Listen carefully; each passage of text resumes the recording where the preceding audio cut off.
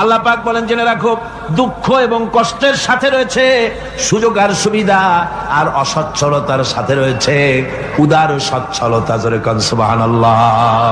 কাজে ভয় পাওয়ার কারণ নাই, হতাশ হওয়ার কারণ নাই। গুনাহ করেছো, হতাশ হয়ো না। যুবকদের গুনাহ করা স্বাভাবিক। ইউনিভার্সিটির ছাত্র, কলেজের ছাত্র, প্রফেসর, শিক্ষক, অফিসার ঘুষ খেয়েছেন, জিনা করা হয়েছে, মদ খাওয়া হয়েছে, মিথ্যা কথা বলা হয়েছে, যাই কিছু করেন না কেন ভয় পাওয়ার কারণ নাই, নিরাশ হওয়ার কোনো দরকার নাই।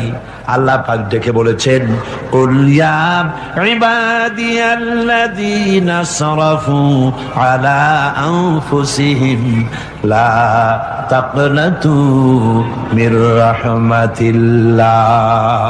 আমার আল্লাহ বলেন, ও নবী আপনি শুনায় দেন,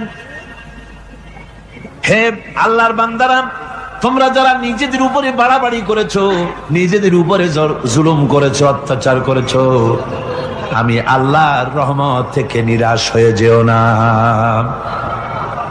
মানুষ যদি অপরাধ করে, বাপের সাথে অপরাধ করেছে, মায়ের সাথে অপরাধ করেছে, মা বাবা সন্তানের চাইতে এত বড় কল্যাণকামী তো আর কেউ নাই, কিন্তু মা বাবা কোনোদিন বলে না আয় আমার ছেলে তোরে মাফ করে দেই, এরকম বলে নাকি?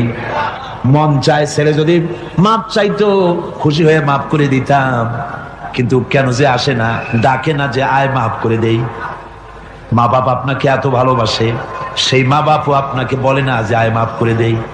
আমার আল্লাহ হচ্ছেন এমন আল্লাহ, আল্লাহ রাব্বুল আলামিন ডাকেন, এ বান্দা খুন করেছিস ফিরে আয়, জিনা করেছিস ফিরে আয়, হত্যা করেছিস ফিরে আয়, চুরি করেছিস ফিরে আয়, কুফরি করেছিস ফিরে আয়, সুদ খেয়েছিস, ঘুষ খেয়েছিস, মদ খেয়েছিস ফিরে আয়, এসে আমার দরবারে চোখের পানি ফেল, আমার দরবারে কাঁদাকাটি কর।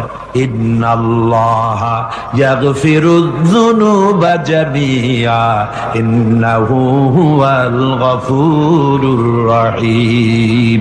আমার দরবারে চোখের পানি ফেলে কাঁদ, আমি রব্বুল আলামিন জিন্দেগীর গুনাহ মাফ করে দেব। সুবহানাল্লাহ কোন, সুবহানাল্লাহ কোন। আমার কাছে কাঁদ, চোখের পানি ফেল। আল্লাহ রাব্বুল আলামিনের কাছে বান্দার দুইটা ফোঁটা বেশি প্রিয়। একটা হলো জিহাদের ময়দানে যে রক্ত ফোঁটা দেওয়া হয়, এটা আল্লাহর কাছে প্রিয়। আর আল্লাহর ভয়তে গুনার জন্য লজ্জা করে, অনুশোচনা করে বান্দা যখন চোখের পানি ছেড়ে দেয়, আল্লাহর কাছে এটা অত্যন্ত প্রিয়। নবীজি বলেছেন, বান্দা যখন গুনার ভয়তে, আল্লাহর ভয়তে, জাহান্নামের ভয়তে